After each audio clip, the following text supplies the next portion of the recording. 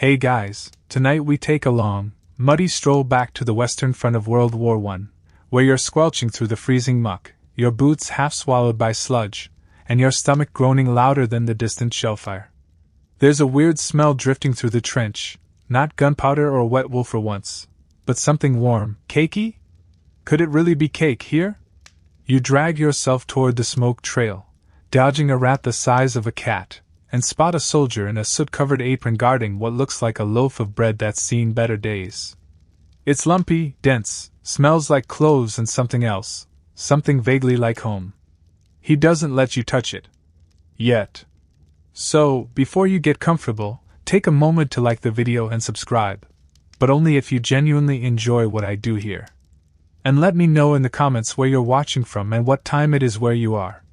Now, dim the lights, maybe turn on a fan for that soft background hum, and let's ease into tonight's journey together. You trudge forward, shoulders hunched beneath the weight of your gear, mind fuzzy from the cold.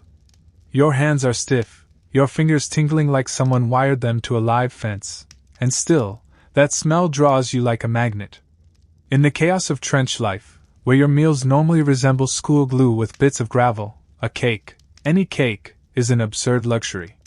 But there it is. Sitting on a makeshift crate, wrapped in waxed cloth and tied with a string, like someone cared. The trench cook eyes you, his face dusted with flour and soot. He knows what you're thinking. That cake isn't for you. Not yet, anyway.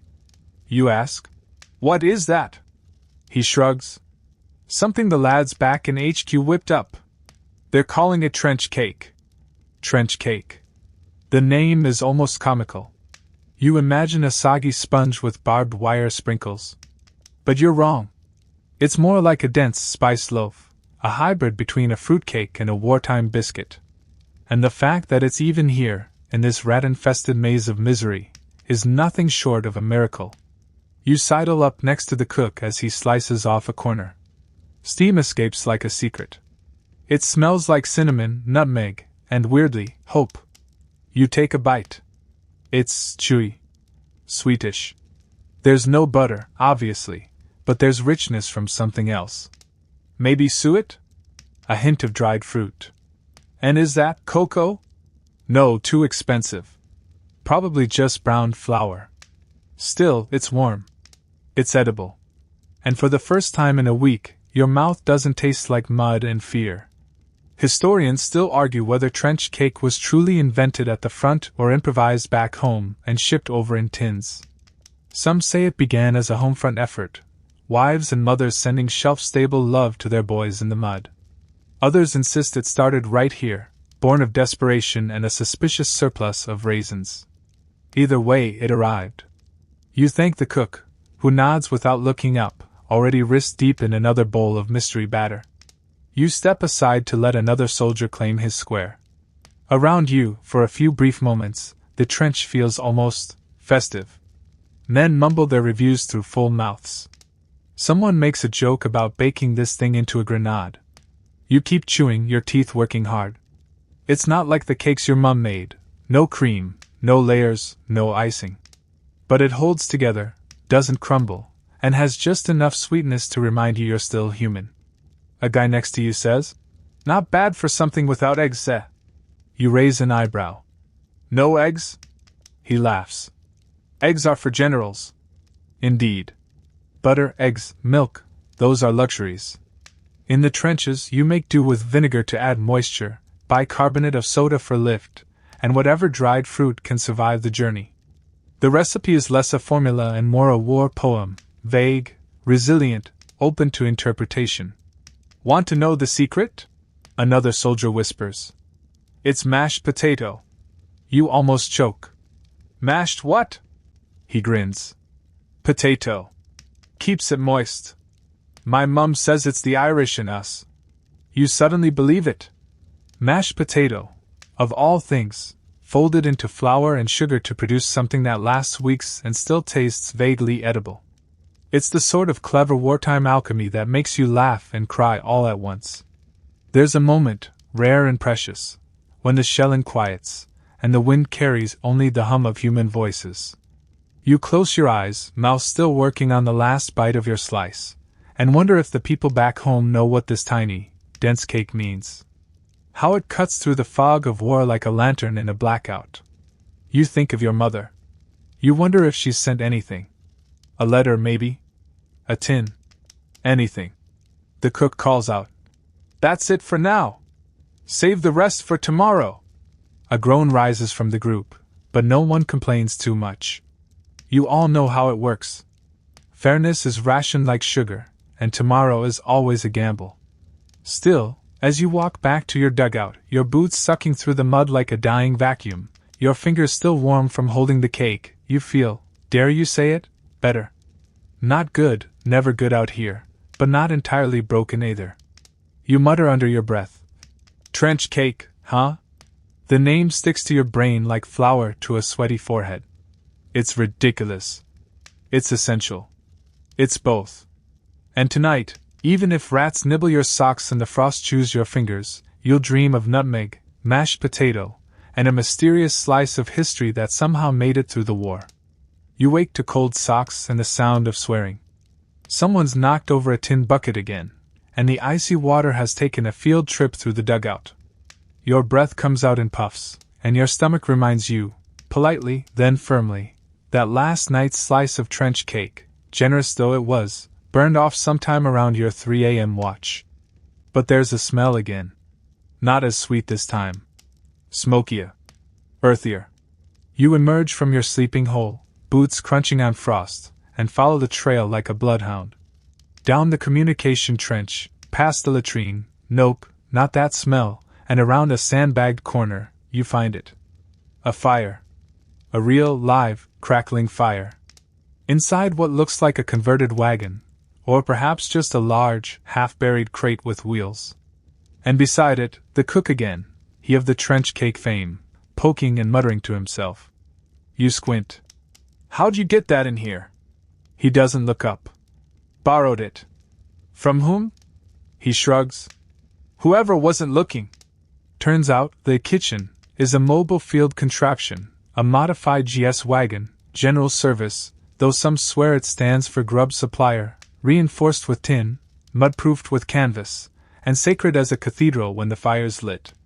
Inside, a blackened stove that huffs smoke like a dragon with a cold, shelves stacked with dented pots, a pile of questionable onions, and is that a rolling pin? You're not sure what's cooking, but it smells like everything and nothing. 1,000 meals ghosts in one confined space. Back in 1915, the British Army started equipping its field kitchens with stoves like these, compact, coal-fired, and vaguely legal in the eye of command. Before that, if you were lucky, you had a brazier. If not, you cooked over an open flame in the middle of a shell-swept ruin, praying the Germans weren't hungry for artillery that morning. The French called their version a cuisine roulante, a rolling kitchen. Basically, a soup wagon with ambitions. One brave soul manned the fire while another fetched water, peeled root vegetables with a bayonet, and tried not to poison anyone. You watch the cook toss something into the firebox and wince. "That wasn't ammunition, right?" He grins. "Old biscuit. Burn better than coal."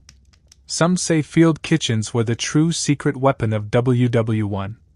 Not because they made feasts, goodness no, but because they kept soldiers alive and marginally civil. A hot drink. A thick soup. A bit of fried corned beef. And on feast days, if the gods smiled, trench cake. Historians still argue whether the fire beneath these trench ovens did more for morale than any general's speech. In this war of inches and endurance, a full belly was better than glory. A younger soldier ducks into the wagon and groans. "It's frozen solid again. Put it next to the boiler." The cook barks. You glance at the thing in his hands, a grayish, roundish dough-like brick wrapped in a cloth. A cake in progress. Or maybe a weapon.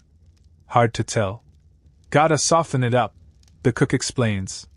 "Left it too close to the edge last night. Frost got it." You ask the obvious. "Why not just mix a new one?" He scoffs. "You think flour grows in the shell holes?" Rationing makes every scrap precious. A cup of flour could mean the difference between a loaf and a lump. Sugar? Forget it. That's diplomatic currency. And if someone gets their hands on baking powder? They're either a spy or a magician. So everything gets recycled. Old dough? Reheated. Crumbly cake? Soaked in tea and rebranded as pudding. Burnt crust? Scraped off and fed to whoever blinked last. The fire roars brighter now, and with it, the wagon heats up like a sauna. You notice how the cook's cheeks redden, how his forehead glistens. It's warm in here. Cozy even. A strange oasis in this godforsaken mudscape. And then he hands you something. A chunk of warm bread, not cake this time, but soft enough to chew and fragrant with onion and maybe beef fat. You don't ask where the fat came from. You chew slowly, savoring the warmth spreading from your throat to your toes. Another soldier leans in and whispers, "Did you hear about the French guy?" "What French guy?" "Back in 1916. Swore he could bake a four-tier wedding cake in a field oven. Did it too, sort of." You blink. Why? Apparently he missed his fiancée. You glance around at the blackened walls, the grease-cake shelves, the ever-hissing kettle. A wedding cake. Here. Right. But stranger things have happened. Like your field commander quoting Shakespeare in his underpants. Or your bunkmate naming his lice. The cook hums as he stirs something in a battered pot. "They said I'd never make lemon cake in this wagon," he mutters. "Showed them. Lemon?" he snorts. "Citric acid and imagination." You smile despite yourself. The stove clanks, a small puff of smoke shoots from the side, and someone outside yells about a rat in the porridge. Business as usual. And suddenly you realize, this wagon isn't just a kitchen. It's a theater, a sanctuary, a miracle factory. Here, food is hope. And fire? Fire is family. Your fingers thaw. Your mind drifts. And somewhere deep in your bones, you realize something beautiful. If there's still cake in the trenches, then maybe, just maybe, the world isn't entirely broken yet. You're starting to suspect that trench cake isn't just a recipe, it's a conspiracy. Not the bad kind. The sweet kind. The kind where everyone's in on it, no one admits it's actually decent, and somehow the whole front line seems just a little bit quieter when it's being served. This morning, you're on latrine duty, arguably the worst job in the world except for maybe French horn player in a marching band during a storm. You're halfway through hauling a sloshing bucket of something that might once have been water when a shout carries across the trench. "Cake's up!" You've never moved faster. At the same mess crate as last time, you find the cook slicing up a fresh block of something vaguely square. The edges are crisp this time, brown just enough to give off that toasted smell. You inhale deeply. Cinnamon. Or is it cloves? And is that a hint of allspice? You chew your slice slowly, eyes fluttering closed, just trying to stretch the moment. It's not cake like you remember from birthdays, but out here? It's edible nostalgia. That's when someone next to you mutters, "Better than Mom's," which gets him punched lightly on the shoulder. Here's the thing, this humble, brick-shaped miracle is doing more than feeding you. It's stabilizing morale. There's something hilariously sacred about watching 10 grown men argue over who gets the corner piece. A joke flies. "Save the soggy middle for the officers." You laugh, and so do the others. Just briefly, the war recedes. Historians still argue whether food morale had a tangible effect on battlefield efficiency. But every soldier you meet would agree, when the food is warm and even vaguely sweet, people fight harder. Or at least complain less, which is nearly the same thing. Trench cake didn't just sneak sugar into your diet, it snuck in something much more dangerous, joy. Back in England, this very same cake is being whipped up in tiny kitchens by mothers, wives, and little sisters. Wartime cookbooks were printed and distributed by groups like the Ministry of Food and the YMCA. The idea? Teach home cooks how to bake a cake that could survive a transcontinental trip, sit in a tin for 2 weeks, and still be soft enough not to break a tooth. Butter was rare. Eggs were practically unicorns. So substitutions became law: margarine, vinegar, baking soda, dried fruit, sometimes even carrots or mashed beans. You've heard one guy say his aunt made his with beer. Flat, stale beer, but beer nonetheless. These cakes were often wrapped in parchment, then again in cloth, then stuffed in reused biscuit tins and labeled with desperate hope. The postal system did the rest. Weeks later, some poor private would find a dented tin in the mail pile, pry it open, and inhale something that smelled suspiciously like affection. You once saw a man cry over a fruitcake. Actual tears. He hadn't heard from home in 6 months, and then one day, a cake. Full of nutmeg and raisins and someone's handwriting. You once got a tin with no cake, just socks and a note that said, "Too damp for baking this week. Try not to get shot." Classic Aunt Edna. Field kitchens tried to replicate these home-baked gems with whatever they had. Sometimes they got creative. Like dangerously creative. One day you found what looked like a slab of chocolate cake. It wasn't. It was made from brown condensed milk and something called military treacle, which may or may not have been boiled glue. But you ate it. Everyone did. And you all agreed it was the best thing you'd had in weeks. Even if it made your stomach sound like a bagpipe at midnight. There's something about cake that transcends logic. It doesn't need to be pretty or perfect. It just needs to be there. When everything else is collapsing, when your socks are wet and your commanding officer has the flu, a slice of warm, spiced cake feels like a declaration. We're not dead yet. And we still know how to bake. You remember the time your section got a victory loaf, a rare double batch with actual butter in it. Rumor was it came from a general's wife, who'd mistaken your company number for her husband's. No one corrected her. You toasted to her health with boiled water and a rusty tin mug. The field cook later admitted he stole a pinch of cloves from a visiting priest's travel chest to give the cake more kick. He then claimed divine forgiveness covered all culinary sins. That night, everyone in the dugout slept better. Even with the shelling. It's not just the ingredients that matter, you realize, it's the ritual. The smell of it baking in that tiny wagon. The anticipation. The bite. The way everyone quiets down, just for a second, while chewing. It's a ceremony, and the trench cake is the holy bread. Someone slides onto the crate next to you now. Private Sanders. He looks 12 and smells like gun oil. "Did you hear?" he whispers. "They're thinking of baking one with chocolate."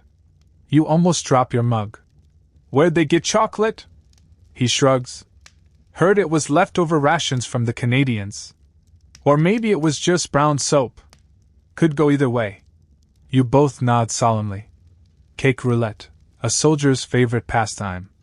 And so you sit back against the sandbag wall, your belly lined with something vaguely spiced and surprisingly filling, and for a minute you forget where you are. Until someone yells, "Gas drill in 10!" Back to reality. But as you pull on your boots and strap on your mask, you still taste cinnamon. And that's something. You've been dreaming about that tin for days now. It's always the same in your half-sleep. A small parcel, wrapped tightly in cloth, sealed in a square biscuit tin that clinks gently when shaken. It arrives not with a roar, but with a quiet thump, dropped at your feet like a gift from the heavens. You kneel in the dream, fingers trembling with frostbite and anticipation, and peel back the layers like a ritual. Inside? Cake. Dense. Dark. Smelling faintly of spices and something almost citrusy. Then you wake up, naturally, to the sound of someone throwing up near the latrines. Classic trench wake-up call. But the dream wasn't a total lie. Later that day, while you're crouched in a duckboard corner, scribbling half-hearted letters home. "Still alive? Weather's murderous. Send socks." A voice cuts through the trench. "Mail call!" Men materialize like ghosts, streaming toward the sergeant with outstretched hands. Some grin. Others sigh. A few get nothing, as always, and retreat into themselves with practiced silence. But you get the tin. The second you see it, your chest tightens. It's dented, yes, and smells a bit like engine oil, but it's yours. You crack it open, breath shallow, and there it is, wrapped in greased paper, pressed tightly into the tin's contours, a small loaf. A trench cake. From home. It's from your sister, judging by the handwriting. Dear idiot. It starts, classic Eleanor. Mum says not to eat it all at once. I say go ahead. No eggs, obviously, but we used that vinegar trick. Smells weird. Hope it travels. You don't laugh. Not yet. You're too busy lifting the cake out reverently, like it might disintegrate in your hands. It doesn't. It's heavier than you expected. Moist even. She wasn't lying. You take a bite. It's tangy. Sweet. A bit like gingerbread that went to war and came back with a limp. But it's good. Really good. The guy next to you eyes it. You eye him back. He raises his eyebrows. You sigh and break off a corner. That's the rule. If you eat it in public, you share. Across the trench, you see someone else doing the same, opening a tin, unwrapping a similar-looking loaf, inspecting it with the careful eyes of someone who's had more soap than sugar lately. The thing is, trench cake from home? It's a luxury wrapped in aluminum and hope. A shelf-stable miracle born of war kitchens and sheer domestic stubbornness. Back home, kitchens were transformed. Women who once made fancy trifles now studied military-approved pamphlets on substitutions. Grated apples for moisture, golden syrup for sweetness, margarine for butter. No one had eggs anymore, unless you had a chicken with nerves of steel. They called it war baking. And it wasn't just patriotic, it was emotional. Every fold of parchment was a hug. Every teaspoon of spice was a whispered prayer. When women baked trench cake, they weren't just feeding the men. They were holding them. Historians still argue whether these homefront efforts had strategic value or were merely symbolic. But you know better. That cake in your hand? That's your family saying, "We see you. We remember you. Don't die." And when you eat it, alone or with half the platoon mooching bites, you taste more than flour and dried currants. You taste warm kitchens. Clean spoons. Laughter that doesn't end with coughing. "Is that cinnamon?" someone asks. You sniff. "Clove, maybe. Or nutmeg." He nods sagely. "Exotic." You don't tell him Eleanor probably borrowed the spice jar from your neighbor, who hasn't used it since Christmas 1912. The cook ambles by and eyes the tin. "Home-baked?" You nod. He whistles. "Looks decent. Mind if I pinch a bit? For research?" You break off another piece. He grins. "Knew I liked you." He pops it into his mouth and chews, eyes squinting like a wine critic. Tart. Moist. Bit of a vinegar back kick. Bold move. Very evocative. "Of what?" He shrugs. "Mostly socks." You both laugh. Later that day, you tuck the rest of the cake back into the tin, seal it tight, and wrap it in cloth again. There's a ritual to it now.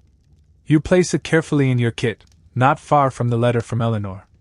It's not that you're saving it for a special occasion. It's just, well, you want it to last. Because it's not just cake anymore. It's tether.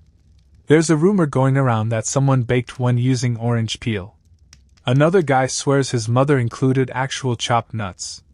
"Smuggled," he whispers, as if they're contraband. Someone else claims his aunt tried adding shredded carrots, which sounds insane until you remember that trench stew once had a boot in it. Everything's relative. You start swapping stories. "Mine had raisins. Mine had dates. Fancy, eh?" "Mine had. I think it was prunes." "Hard to tell. Very chewy." You realize you're talking like connoisseurs. Trench cake sommeliers. It's both hilarious and sad. But mostly it's beautiful. Because for once, your conversations aren't about tactics, trench foot, or how Jenkins accidentally set fire to the latrine. You're talking about cake. Texture. Flavor. Home. And in a world of barbed wire and frostbite, that's worth everything. You're elbow deep in a latrine trench, again, when it hits you. Not the smell, though that's always a contender. No, it's the realization. There were no eggs in that last cake. None. Not a single squelchy yolk, or runny white, and yet it held together like a proper loaf. Moist even. springy, borderline delicious.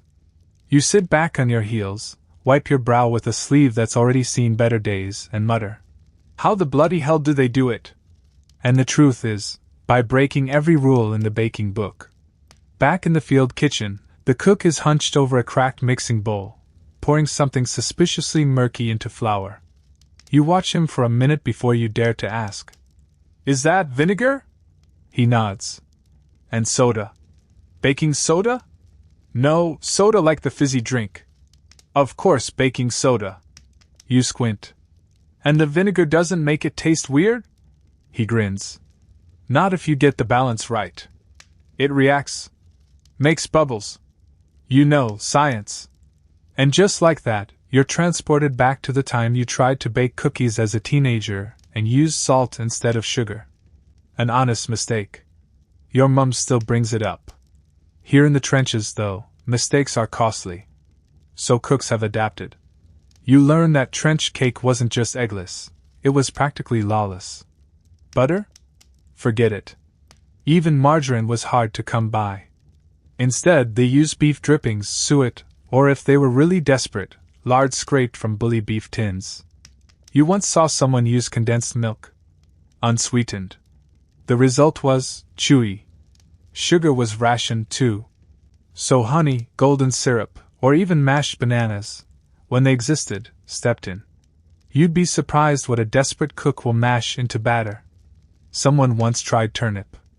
You don't talk about that incident. Historians still argue whether vinegar and soda chemistry was discovered on the battlefield or borrowed from older European peasant recipes. Either way, the combination did the job. Your cake rose. Sort of. Sometimes unevenly.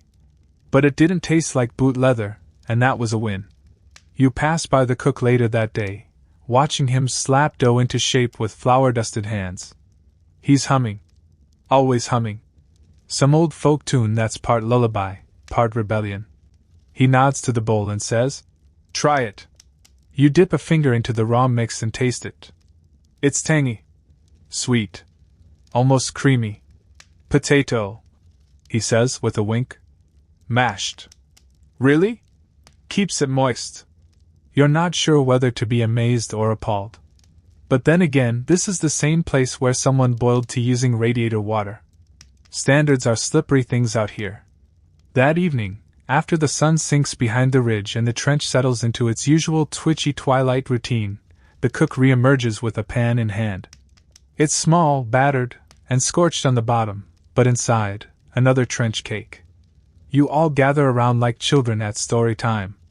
He slices it evenly with the kind of solemnity usually reserved for funerals or cricket. You take a bite. This one's richer. Slightly denser. It has raisins, maybe even a hint of citrus. And something else. A whisper of ginger? You sigh, eyes closing. "It's better than the last one." He smirks. "Figured out the vinegar ratio. No more acid tang." It's amazing what a few tablespoons can do. The vinegar not only reacts with the soda, giving lift, but also tenderizes the flour. Makes it softer. More forgiving. Like a hug you can chew. Somewhere, a corporal sings the praises of this cake to a skeptical Canadian, who counters by boasting about their maple syrup-infused version. You glance over, intrigued. Maple syrup? Out here? Turns out he's lying. They used pancake powder from a busted supply crate. But the point stands, trench cake isn't just food anymore. It's a form of one-upmanship. National pride in loaf form. The Australians swear by adding coconut. The Scots toss in oats. The Americans, when they show up, talk about marshmallows. No one takes them seriously. And then there's the occasional joker who swears his cake had coffee grounds in it. On purpose. You talk about these things now. Not tactics or troop movements. Just the best substitution tricks, the fluffiest results, the one time someone used jam as frosting. It's a way of surviving. You tuck the last bite into your cheek and chew thoughtfully. It's not about the perfect crumb or spice balance. It's about resilience. These cakes, born of scarcity and seasoned with desperation, are symbols of the human ability to adapt. You could throw anything at them, lack of eggs, butter, proper ovens, and they still turned out something edible. Sometimes even delightful. One of the lads says, "If we ever make it back, I'm writing a cookbook." Another replies, "Call it Cakes Without Morals." You laugh until your sides ache. Then you realize, this is what the trench cake is best at. Not just feeding you, but anchoring you. Reminding you of ingenuity, of family kitchens, of stubborn hope. You lean back against the wall of the dugout, staring up at the gray sky, now tinged with pale moonlight. Somewhere out there, someone else is baking a vinegar cake. Maybe your mom. Maybe Eleanor again. Maybe someone who doesn't even know if their cake will survive the journey. You hope it does. Because in this war of wire and thunder, cake might just be the only soft thing left. You know a food's powerful when it can start a trench-wide bidding war. That's exactly what happens the moment a private named Tinsley opens a new parcel from home, peels back the brown paper, and casually announces, "Got raisins." You hear the collective inhale.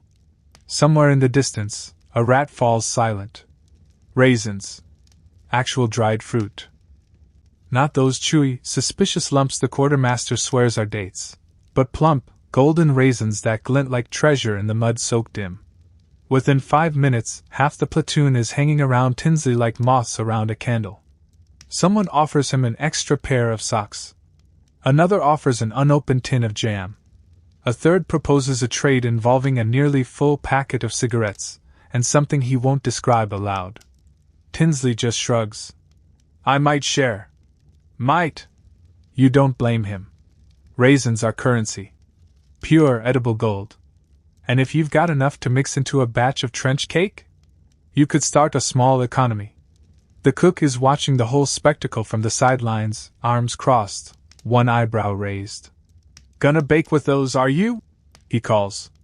Tinsley hesitates. "Maybe. If I trust you not to burn 'em." Cook nods slowly. "There. Truth is, sugar is scarce. But raisins? That's next level rare. Back home, they're rationed or hoarded. And shipping them to the front? A logistical nightmare. But some parcels get through, and when they do, they don't last long. Still, when they're baked into trench cake, softened, sweetened, just slightly chewy, they lift the whole experience from makeshift loaf to emotional event. You remember a cake from months ago. One bite, and suddenly, there was a burst of sweetness, a tang of sun-dried grape, and for half a heartbeat, you thought you were home. Historians still argue whether these cakes were truly nutritional or simply morale-boosting. But nobody debates the raisin effect. That's science. Unofficial, but real. That day, after much posturing and mild bribery, Tinsley donates a small pouch of raisins to the cook. The terms are strict: 1/3 for baking, 1/3 for trail mix, 1/3 to be kept whole, untouched, for sniffing purposes. You think he's joking until he makes a little tin labeled "Raisins, for emotional use only." By dusk, the cook is at it again. Flour, vinegar, baking soda, a pinch of something he won't name. Secret weapon, he grins. And then, reverently, he folds in the raisins. The batter smells rich, earthy, deep, like winter holidays and slightly burnt toffee. He slides the pan into the field oven, really more of a hot box attached to an unpredictable stove, and everyone gathers around to bask in the warmth, in both senses. Someone even hums a tune. You're pretty sure it's Silent Night, but no one questions it. The baking takes longer than usual. The cook refuses to be rushed. He even waves off a corporal who tries to peek under the foil. "This," he says solemnly, "requires patience. You all wait. And wait. Eventually, the cake emerges like a relic. It's not tall, it's not fancy, but it's beautiful. The top is dark, glistening. A couple raisins have burst through the surface like triumphant miners. The cook cuts it evenly, no exceptions. Each slice has at least 2 raisins. You suspect he measured them. You take a bite. It's glorious. Sweetness, soft crumb, chewy raisins that actually taste like fruit. For a moment, you forget your boots are wet and your socks have holes. For a moment, the front line feels bearable. Someone murmurs, "This could win awards." Another says, "I'd marry this cake." A third adds, "Let's not go that far." And just like that, you're laughing again. Later that night, you catch the cook scribbling in a notebook, an old field manual he's repurposed into a recipe journal. The page is labeled, "Trench Cake MK, V, Raisin Drop Edition." You nod toward it. "Keeping track?" "Always," he says. "One day, I'll open a bakery." You grin. "In the middle of no man's land?" "Right next to the shell crater. Fresh scones by the barbed wire." There's a joke circulating now that if someone had dropped cakes instead of bombs, the war would have ended by Christmas. You're not sure that's true. But you are sure that a raisin can buy you 15 minutes of peace. There's even a new black market forming. Someone hears about a supply train with dried fruit cargo. Another guy says he knows a bloke who'll trade jam for cake if you can toss in a few sultanas. It's all very cloak and dagger, but with baking ingredients. You've never cared this much about raisins in your life. But now they matter. Because this cake, this modest, lumpy miracle, is more than food. It's a gathering point. A memory machine. A bite-sized rebellion against mud and misery. And tomorrow, if you're lucky, there might be just one slice left. Wrapped in wax paper. Hidden at the back of the cook's locker. Waiting for someone who needs it most. Or, as Tinsley would put it, "The last raisin shall be first in line." You didn't think it was possible to witness creativity in a place where socks rot faster than apples and letters from home arrive soaked through, but then again, you hadn't spent enough time watching trench cooks at work. Today, the cook's sleeves are rolled up, his eyebrows furrowed, and he's hunched over a pan like an artist glaring at a rebellious canvas. You know that look. It means he's about to do something either brilliant or deeply regrettable. You approach slowly. "What's the experiment this time?" He doesn't even glance up. "Corned beef grease." You blink. 4. He looks at you like you've just insulted his grandmother. "Moisture. You want cake, don't you?" You hold up your hands. No judgment. It's hard to believe, but you've seen worse. Last week, someone tried boiling old biscuit crumbs into a porridge they called victory muck. No one's digestive tract has been quite the same since. But here in the cook's corner, nicknamed the stove of eternal hope, rules are optional. He's got an empty jam jar that's been repurposed 5 times, currently functioning as a sugar shaker, a fork bent into the shape of a whisk, and a teacup with, "Not poison," scrawled on it in chalk. His toolkit is as makeshift as the trenches themselves. And still, he creates. You watch as he mixes flour, a splash of tea, a drizzle of condensed milk, and then, yes, the corned beef fat. It smells complicated. Savory and sweet. A contradiction in batter form. "This," he says with pride, "will be my sweet and salty surprise cake." You make a mental note not to volunteer for taste testing. Trench cake has always been a dish of adaptation. But what you're seeing now is pure culinary jazz. No butter? Improvise. No eggs? Add vinegar. No milk? Try weak tea or even onion water, though that last one was banned after a memorable incident involving digestive betrayal and an unintended ceasefire. "Is that cocoa powder?" someone asks. The cook grins. "Sort of. It's burnt toast crumbs. Ground fine. Adds color." You blink again. Color. Right. Historians still argue whether trench improvisations had any nutritional merit, or were purely about morale. What's certain is that necessity didn't just breed invention, it threw it in a muddy blender and hit puree. Another day, another cake made with applesauce and mustard powder. "Gives it a kick," the cook claimed. There was the infamous sardine swirl, a short-lived effort to blend protein and dessert. No one has spoken of it since. But for every disaster, there's a small miracle. Like the time someone bartered for marmalade and folded it into the mix. The whole section lined up for seconds. One guy wept openly. Turned out, it reminded him of home. Or the time a Canadian unit dug up a stash of old French plums and infused their cake batter with the juice. The resulting plum loaf got passed around like relics from a saint. Everyone swore they could taste Paris. You remember once, during a lull between bombardments, the cook held a contest. Each man got one secret ingredient to contribute. One brought a half-melted toffee. Another added chicory. Someone even tossed and ground up Horlick's tablets. What came out of the oven was weird, wonky, and utterly unforgettable. They called it the mutiny loaf. It tasted like betrayal and warm hugs.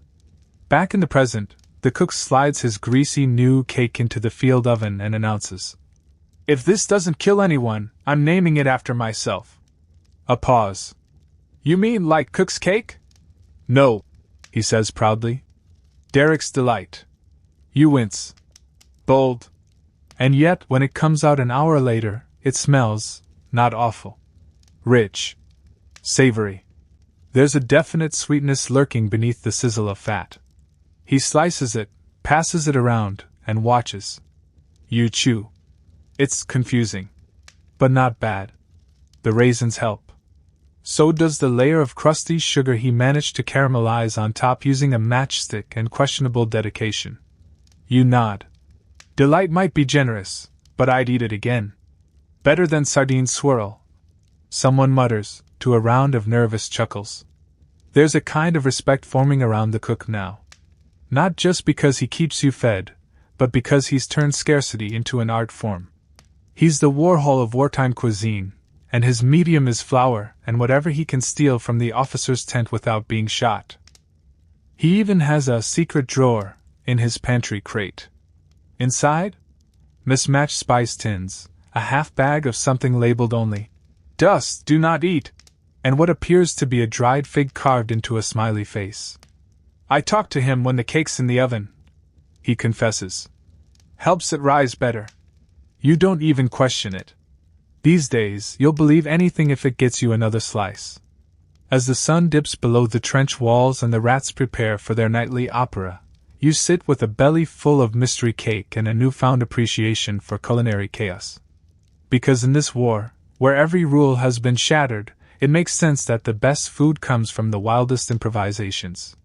And maybe, just maybe, when you get home, you'll try baking Derek's Delight yourself, minus the beef fat. You smell smoke before you hear the shouting. It's late, nearly lights out, and you're just getting comfortable on your muddy plank of wood, thinking about that last slice of raisin cake stashed in your mess tin, when a sharp, unmistakable crack splits the air, followed by a muffled curse and a yelp that can only mean one thing. Someone set the oven on fire again. You scramble out of your dugout, heart thumping, and sprint toward the cook's wagon where chaos has predictably broken loose. Flames flicker from the stove's exhaust pipe, and a haze of black smoke coils into the starless sky. The cook is flapping a rag wildly, coughing, and barking orders. "Water! Not from the latrines! You savages, clean water!" Someone hands him a helmet filled with something that smells suspiciously like old tea. He dumps it on the flames anyway. This isn't the first time. Probably won't be the last. See, when you're baking in a box bolted to a wheelbarrow over a trench stove powered by whatever burns, wood, coal, old biscuit boxes, a ham, socks, things go wrong. Frequently.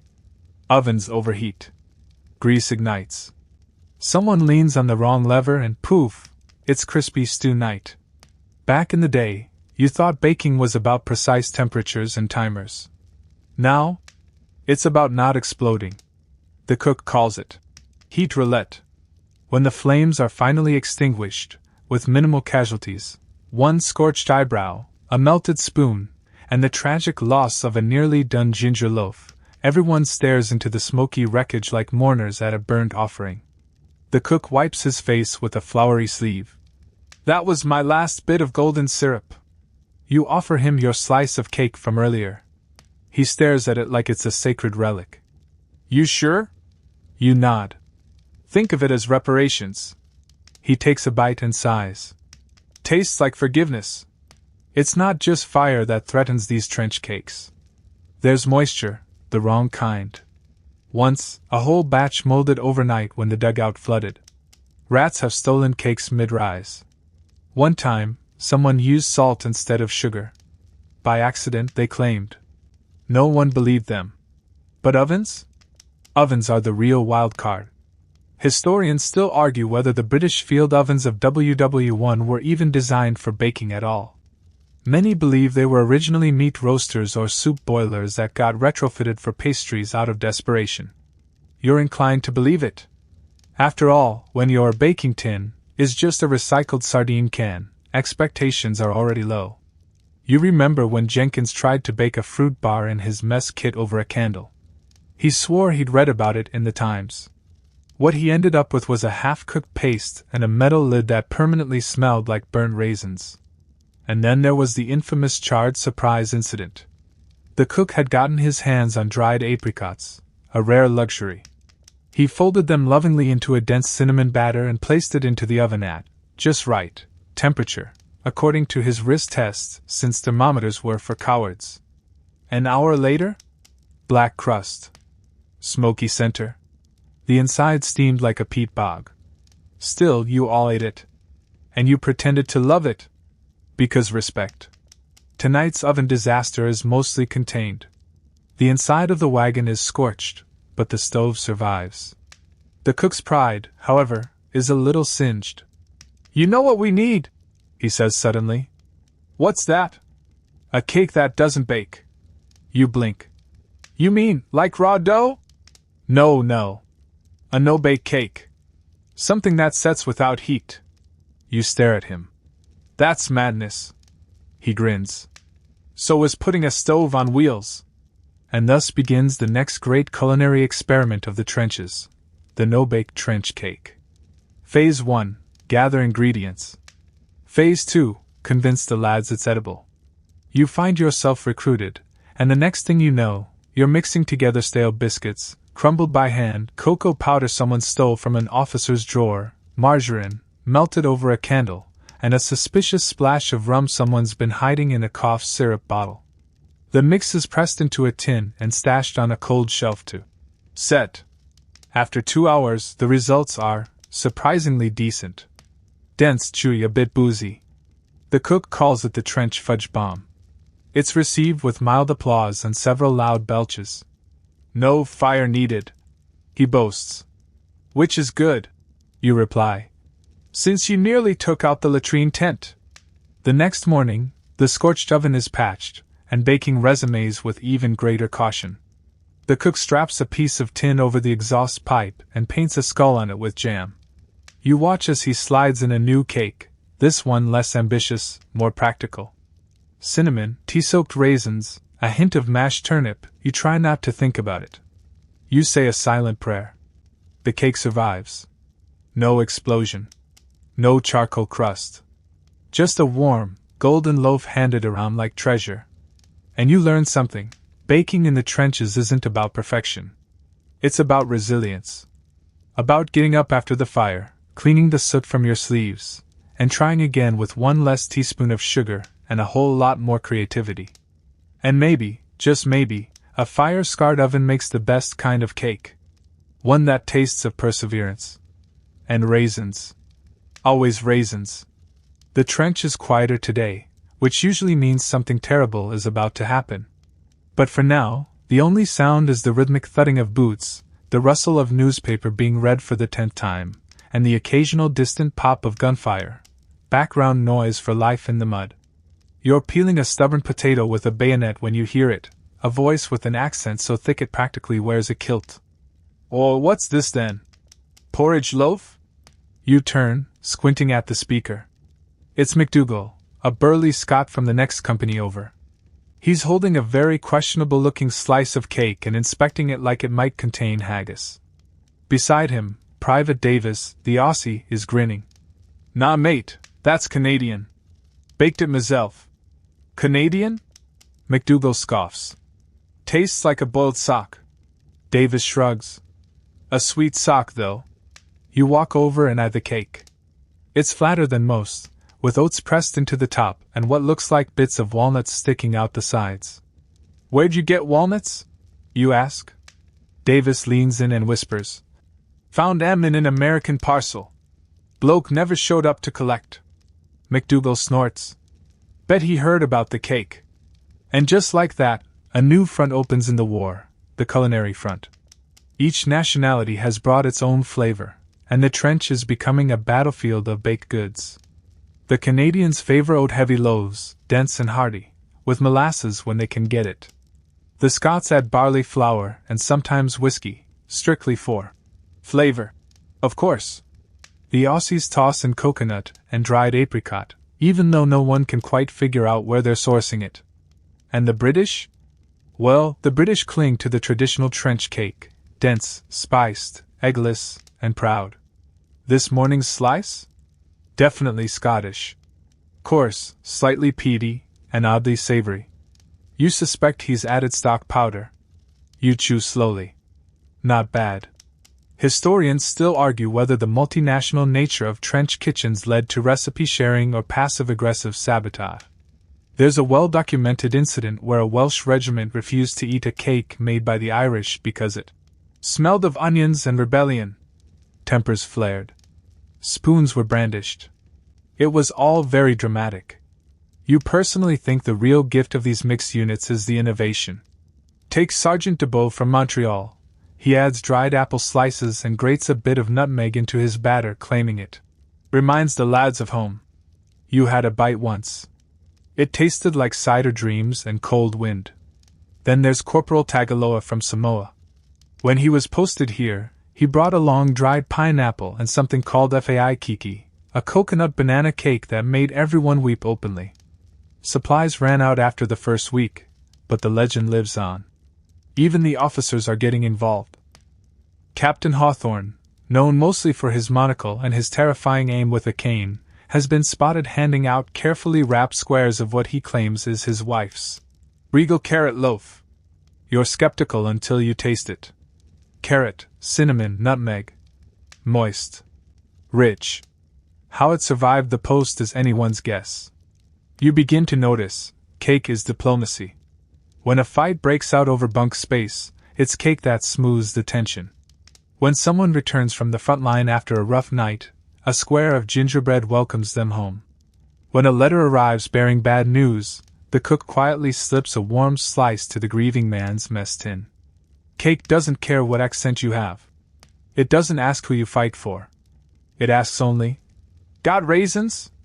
You see a group of French soldiers trading biscuits for slices of plum du guerre, which is just trench cake with plums and an aggressive name. A lone Italian pulls out a slice with almonds. How did he get almonds? No one knows, but you want in. There's even a baking contest now. Unofficial, of course. The prize? First cup of tea tomorrow. The judging panel consists of the cook, the medical officer, who has nothing better to do today, and Corporal Miller, chosen solely because he's terrible at lying. You enter a joint cake with Davis, oats, dried currants, a pinch of coffee powder, and just enough cocoa to make it muddy brown. You call it shell-shock slice. It comes in second. First place goes to McDougal, whose battle bread includes barley, whiskey, and something he refuses to name. The judges are suspicious but too full to argue. That night you all sit around the warmth of the field oven, sipping weak tea and nibbling crumbs. No one talks much. There's nothing urgent to say. Just the quiet comfort of chewing, the warmth of something solid in your belly, and the knowledge that for a few hours you are fed. You look around at the men, so different, so far from home, and yet somehow all thinking the same thing: we made this. From scratch. From scraps. From nothing. And that, you think, is the magic of trench cake. It starts with a sniff. You're in line for morning rations, lukewarm tea and something resembling scrambled eggs made by a man who's definitely never seen a chicken, when someone behind you suddenly freezes. "Wait," he whispers. "Do you smell that?" You sniff. Flour. Spice. A hint of dried fruit. Your heart lifts, then immediately drops as the scent turns sour. You follow the scent trail like a cartoon bloodhound straight to the mail tent, where a young corporal is cracking open a dented tin with a can opener that's lost its will to live. The moment the lid comes off, the smell blooms like a flower made entirely of disappointment. Mold, someone confirms. Rot, another adds. Still better than the porridge, someone mutters. Inside the tin is a sad, green-flecked loaf. Once, it might have been glorious, dense, sweet, maybe even moist. But now it's a botanical experiment. The corporal groans. My mum said it'd last 3 weeks. Someone pats his shoulder. It would have, if it didn't take 4 to arrive. And there it is, the cruelest enemy of the trench cake, time. While the original idea behind these cakes was resilience, not every one survives the journey. Moisture, temperature swings, rough handling, and the occasional bored rat all take their toll. Some cakes arrive in pieces. Some in dew. Some don't arrive at all. Historians still argue whether the postal logistics of WW1 were the miracle they seemed or a bureaucratic fever dream wrapped in red tape. You've seen both, parcels arriving in pristine condition 2 days after posting, and others showing up months later, addressed to men long dead. The moldy truth, as you've come to call it, is simple: not every cake makes it. You once received a cake soaked through by a leaky petrol canister. You tried to salvage it by scraping the top layer off. What was left tasted like regret. Another time, your mate Wilkins bit into a lovingly baked fruit loaf that had fermented just enough to give him an accidental buzz. He declared it the best day of the war. But the worst? The cakes that don't come at all. You still remember Jenkins. He waited every week for something from his mum. Nothing came. Until one day, 6 weeks after his last letter, a tin finally arrived. He opened it with shaking hands. Inside, crumbs. Just crumbs. Even the note had molded. He didn't say anything. Just folded the paper, brushed the crumbs into a tin cup, and stirred them into his porridge. You never joked about mail delays again. And yet, despite the risk, families kept sending cakes. The YMCA published baking tips. Newspapers printed eggless recipes.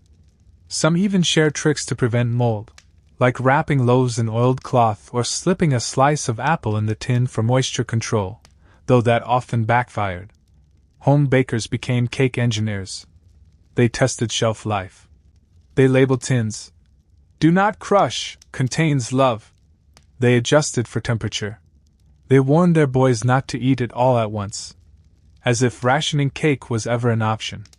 There were even attempts at double-layered preservation, cake wrapped in paper, then cloth, then sealed in a lard tin inside a biscuit box inside a parcel lined with hay. That one took 6 weeks to arrive and tasted like barn. Still better than the stew. But every now and then, oh, the rare miracle, a cake would arrive perfectly. No mold, no crumbling, no odd fermentation. Just dense, spiced sweetness wrapped in affection. It would slice cleanly. Smell like nutmeg. Maybe even contain a letter tucked in the middle. You remember one like that. It arrived in a tin labeled "Socks, definitely not cake," and smelled suspiciously like cinnamon. You and 3 others shared it like Holy Communion. It even had a small smear of something red. Jam? You weren't sure. You didn't ask. You just chewed slowly. That night, after the latest moldy discovery is respectfully buried under a sandbag, the cook gathers a small group for a different mission. We're doing mail cake backups, he announces. What? Emergency cakes. For when the tin arrives rotten or not at all. You help him mix up 2 batches, simple, sturdy, heavily spiced, with plenty of soda and a drizzle of blackstrap molasses. You sure this stuff'll keep? You ask. He nods. Forever. Or until Jenkins eats it. You bake them in flattened ration tins, cool them fast in the night air, and store them in a dry locker labeled "For sad days only." It's not the same, of course. It doesn't have your mum's handwriting or the smell of home. But it's something. And the next time a parcel arrives soaked, moldy, or full of regret raisins, someone gets a backup loaf. You never thought you'd be part of a cake contingency plan, but here you are. A soldier, a baker's assistant, and a believer in baked resilience.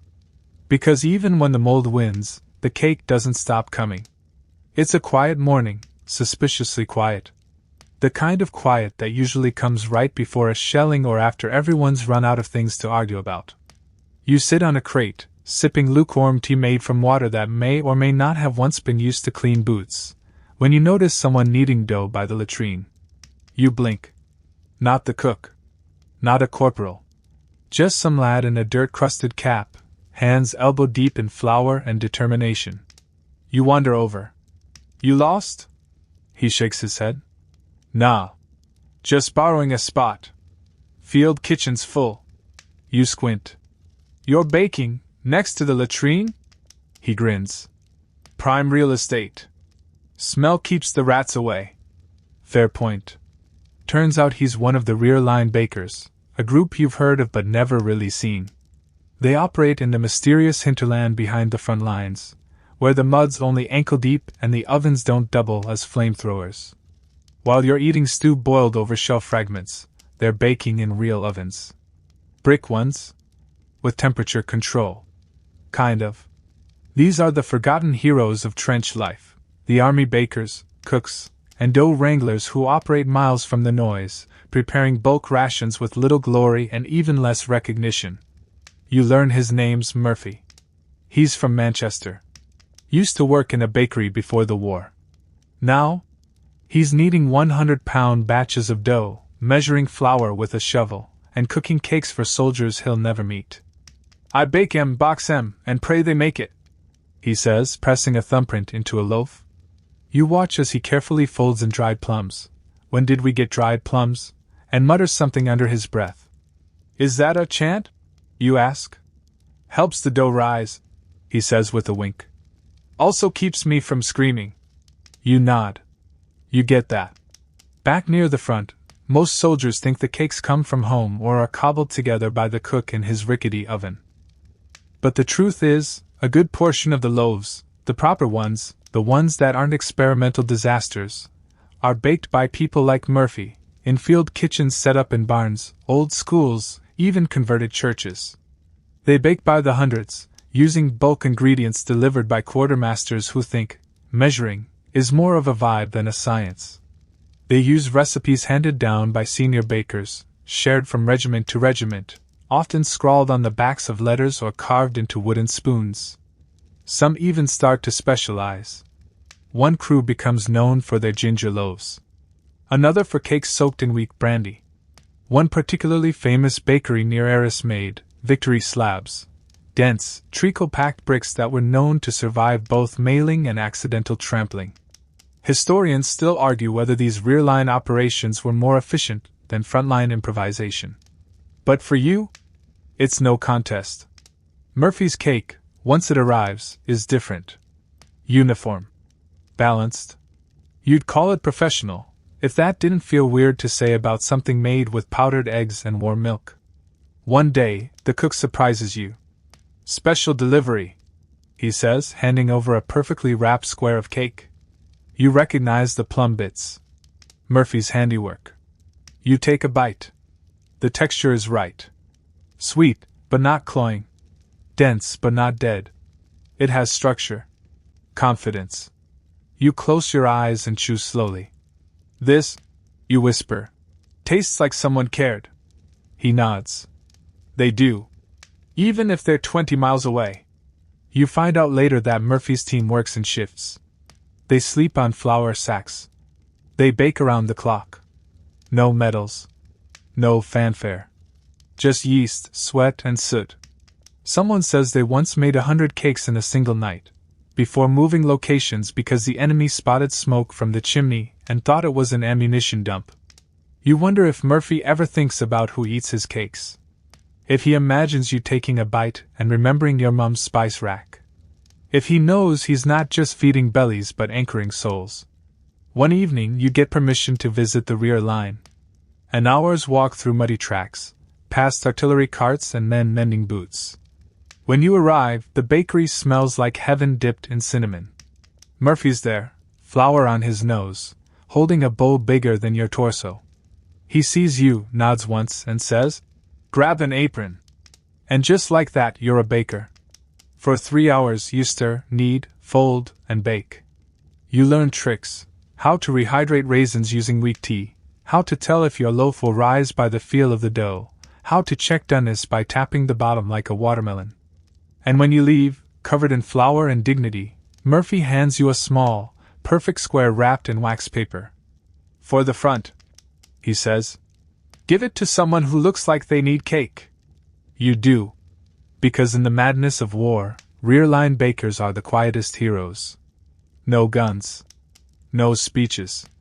Just warmth, sugar, and a stubborn refusal to let the world go completely sour. The first time you see it, you think someone's gone mad. Private Llewellyn stands proudly at the end of the mess queue, cradling a tin in both hands like it's a newborn. The tin is round, blackened on the outside, and has the unmistakable logo of a popular brand of tin beans still faintly visible beneath the soot. I call it the Ken cake, he declares, beaming. You stare. You baked a cake, in a bean tin? Reused. Rinsed it, he adds, as though that makes it more legitimate. You glance toward the cook, who's busy stirring something greenish and untrustworthy in a pot. He shrugs. It actually works. Turns out, baking cakes in empty ration tins is a rising trend. Literally. These cans, once stuffed with beans, peas, or the dreaded meat surprise, are now being transformed into miniature ovens, compact, reliable, and most importantly, readily available. And you have to admit, the results are not awful. The cake Llewellyn slices open is compact and a little scorched around the edges, but the middle is soft, sweet, and smells like cinnamon. There's even a raisin or two if you squint hard enough. How do you keep it from sticking? Someone asks. Grease the sides with leftover beef fat. A chorus of ah follows, like that makes complete sense. Baking in cans solves a huge problem in the trenches, oven space. With only 1 or 2 baking surfaces available at any time, and most of them precariously strapped to mobile field stoves, trying to produce even a half-dozen cakes can be a logistical nightmare. But individual tins? Easy. Personal. Efficient. Even democratic. You bake it, you eat it, no debates. You try it yourself 2 days later. You clean out an old plum tin, line it with a strip of parchment you borrowed from the mailroom, and pour in a mix of flour, tea, golden syrup, and whatever dried fruit hasn't already been eaten by the rats. Into the field oven it goes, nestled among pans of stew and a bubbling mystery jar someone swears is custard. It bakes. It actually bakes. When you pry it out, it looks like a solid cylinder of bread pudding. You let it cool. You slice it in half. You take a bite. It's good. Not wedding cake, good, but still warm and doesn't taste like shoe. Good. You feel powerful. Others catch on. Soon, the camp smells faintly of burnt tins and cinnamon. Cakes start to appear at odd intervals, passed around in dugouts, cut with bayonets, hidden in mess tins to avoid taxation, from higher ranks. One lad even labels his property of Jenkins, "Do not eat unless you fancy a punch." The Kin cakes come in all varieties. One has mashed carrots. Another features actual chocolate, stolen from a Red Cross parcel and distributed like contraband. Someone even experiments with layers, slicing the cake into rounds and slapping plum jam in between. The result is sticky, but ambitious. And then it happens, the stew cake incident. You're not sure who started it. Rumors point to an overworked corporal who mistook a batch of suet pudding for leftover rations. All you know is that someone baked an actual stew into a cake tin, thinking it would hold together better that way. It did not. You cut into it expecting sweetness and found gravy. Thick, meaty, lumpy gravy, folded into dense batter. It's like biting into a roast dinner that hates you. The cook's face when he tried it will live forever in your memory. "Why would you do this?" he asked, the culprit voice shaking. "I thought it'd be hearty," came the reply. "It tastes like betrayal and flour." That was the end of savory experiments for a while. Historians still argue whether the widespread use of Ken baking among trench soldiers qualifies as true culinary innovation or just war-induced madness. Some scholars insist it laid the foundation for post-war quick bakes and the rise of loaf pan culture. Others just shake their heads and mutter, "Stew cake." But you know better. You were there. You tasted it. And despite the occasional abomination, the cakes work. They're sturdy, they're portable, and they're born of pure necessity. In a world where cake tins are as rare as dry socks, a bean becomes a symbol of resistance, of hope, of dessert. You start seeing personalization. Some men carve their initials into the sides of their cans. Others add handles made of twisted wire. One particularly enthusiastic private paints his can like a lady's bonnet and names it Millie. "Short for milliner?" someone asks. "No, short for millimeter," he replies. "That's how much cake I get to keep after the lads have at it." There's pride in these little tin creations. And as word spreads, even the officers start noticing. Lieutenant Halbert strolls past your dugout one evening and raises an eyebrow at the lineup of cooling tins. "What's all this?" "Cake, sir." He squints. "In cans?" "Yes, sir." He pauses, then shrugs. "Carry on." The next morning, a parcel arrives for him from home. Wrapped inside? A fresh, gleaming cake tin. You can't prove it, but you swear you saw him slide it into the field oven later that night, checking over his shoulder to make sure no one was watching. You smile. Because in the middle of a war, where nothing feels secure and even your socks can betray you, the bean cake stands firm. A little silly.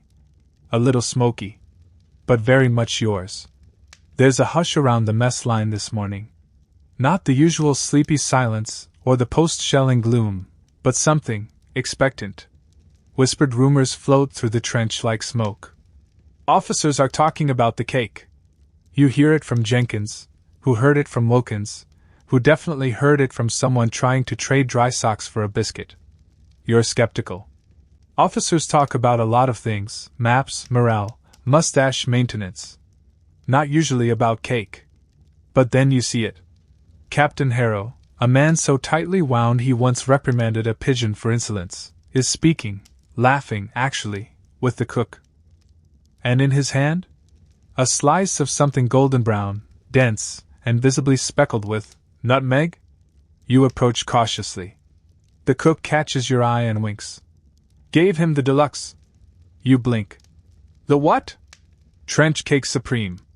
Real nutmeg. Touch of brandy. No ration substitutions. You stare. You had real nutmeg? Pilfered it from the medical officer's chest. Told him it was for digestive experimentation. You suddenly understand why the cook has been extra cheerful lately. Captain Harrow takes another bite and says, out loud, "Reminds me of my mother's recipe." Then, visibly startled by his own human emotions, he clears his throat and vanishes down the trench. And just like that, the officers are in. The next week, you notice more of them hanging around the field oven. One suggests adding chopped nuts. Another boasts that his wife used to bake cakes with marmalade. A third, not to be outdone, mentions something called a no-bake rum truffle, which sounds suspiciously like a made-up dessert. The cook plays it cool, but you can tell he's loving every second. "Used to be just us down here," he mutters as he stirs a thick batter. "Now look, we've got generals asking for sponge." Trench cake has officially gone mainstream. It's no longer just survival food. It's a culinary trend. Recipes are being traded across units. Loaves are judged in secret taste-offs. A soldier from the Royal Engineers swears by adding crushed biscuits soaked in weak tea. A gunner from the South Wales Borderers swears he can taste cardamom in someone's cake. No one believes him, but it sparks a 10-minute debate on flavor notes. And then come the hacks. Some enterprising soul figures out that if you mix cocoa powder with lard and sugar, you get a kind of faux frosting. Choco butter, they call it. Sounds terrible.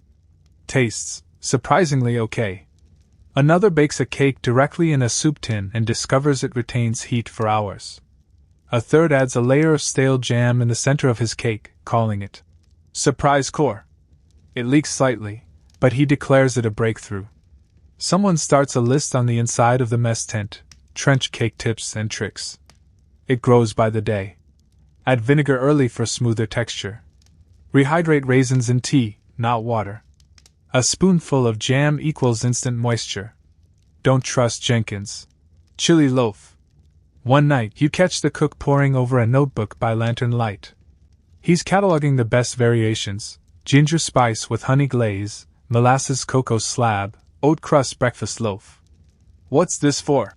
You ask. He shrugs. Figured I'd write a book. You laugh. A cookbook? Why not? 50 Shades of Cake, Baking in Barbed Wire. You suggest. Cakes without borders. He counters.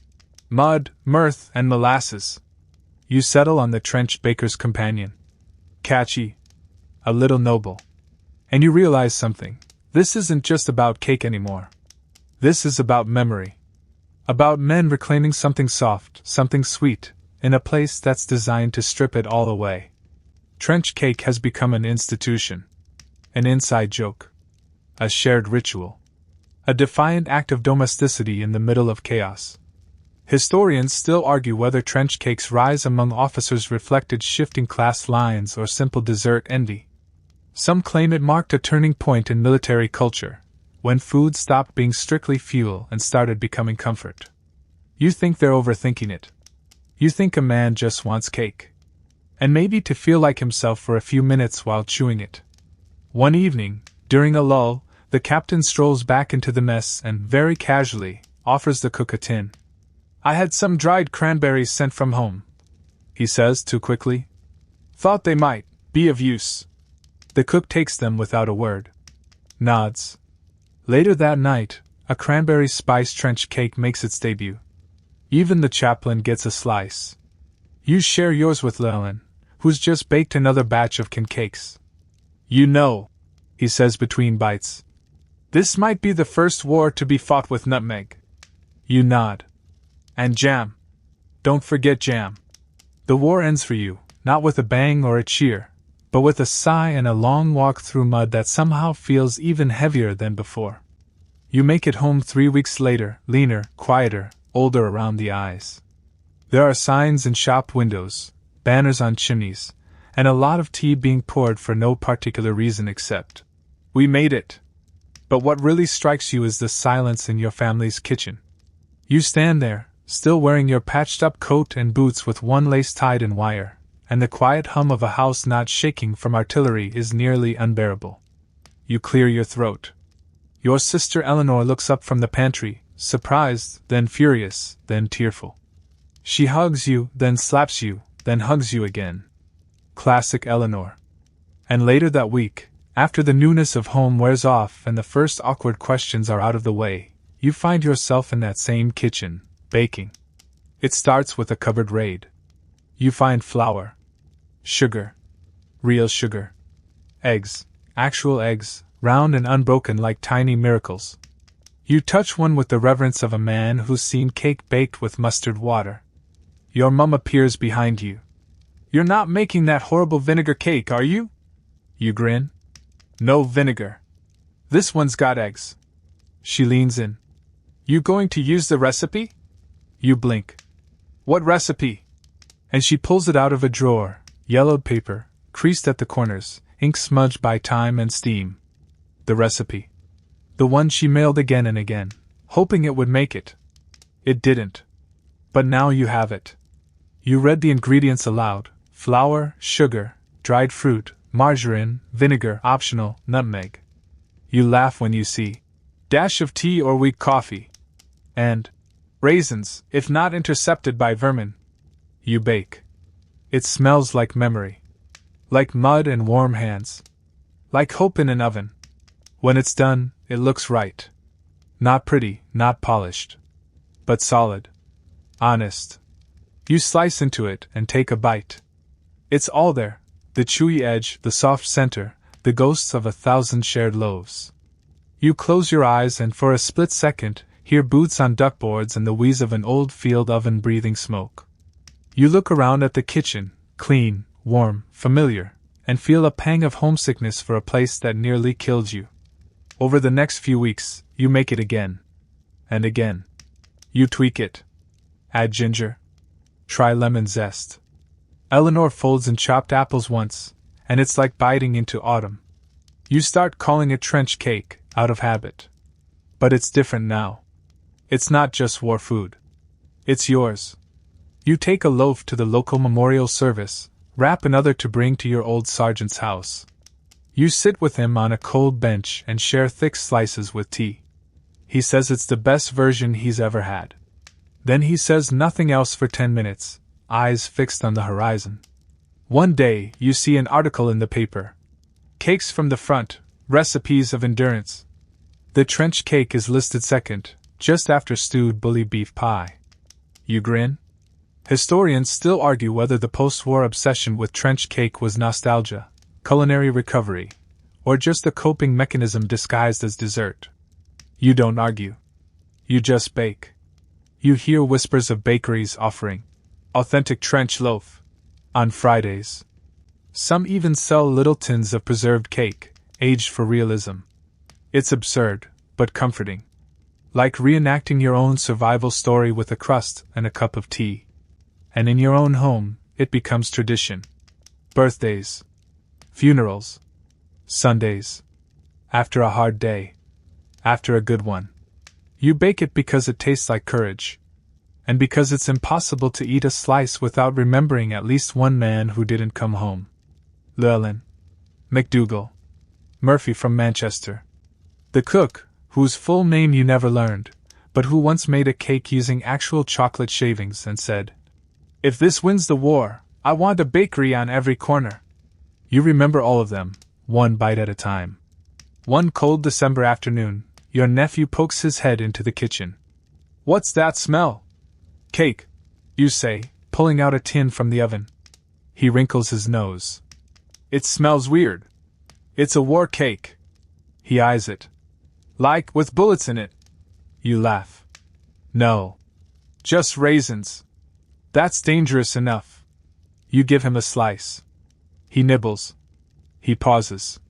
"This is good." You nod. "It saved lives, you know." He frowns. "Cake can't save lives." You smile and look at the steaming loaf in your hand. "Sometimes it does." You stand in your garden with a flour-dusted apron and a wooden spoon that's seen better days, holding court over a battered mixing bowl as your family watches in various stages of confusion and hunger. "I still don't get why you won't just make a Victoria sponge," Eleanor says, hands on hips. You grin. "Because this cake means something." And it does. You've been baking trench cake every fortnight now. Not out of habit or necessity, but out of memory. It's more than a recipe at this point, it's a ritual. A timeline pressed into flour and nutmeg, a narrative in teaspoons and old raisins. Today's version includes grated carrot and a generous pour of cold tea. You mix with practiced hands, humming the same tune you once heard Murphy sing beside the latrine bakery. It's strange how long those melodies stay lodged in your bones. Your nephew peers over the edge of the bowl.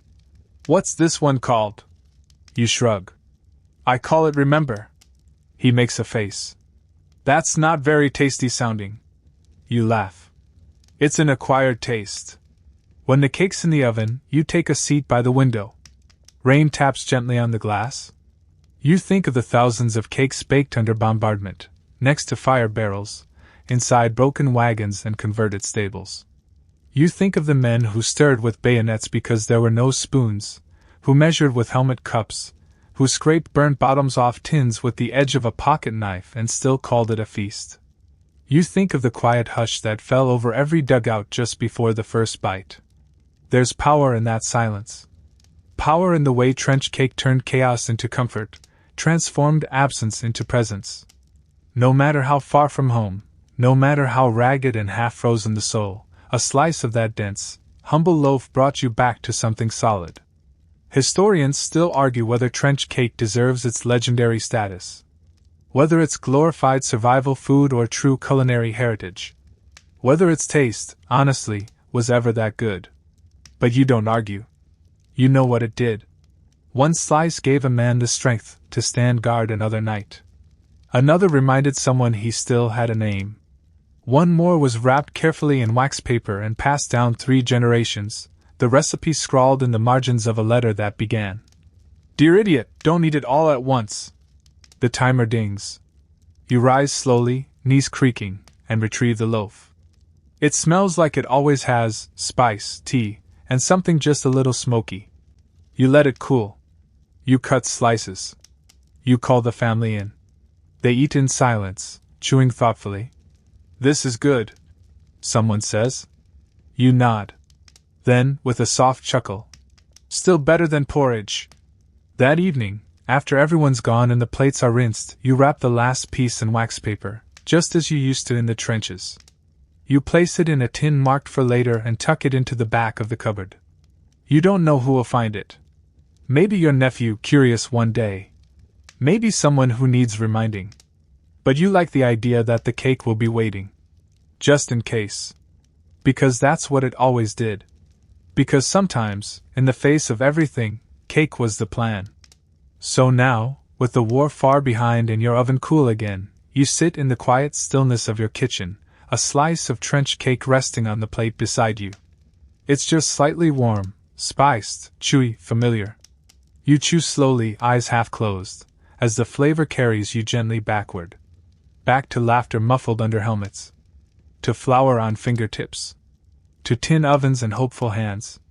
Outside, the rain is steady. Soft. Like a lullaby on the windowsill. The world feels just slow enough now, peaceful enough, to take a breath and hold it.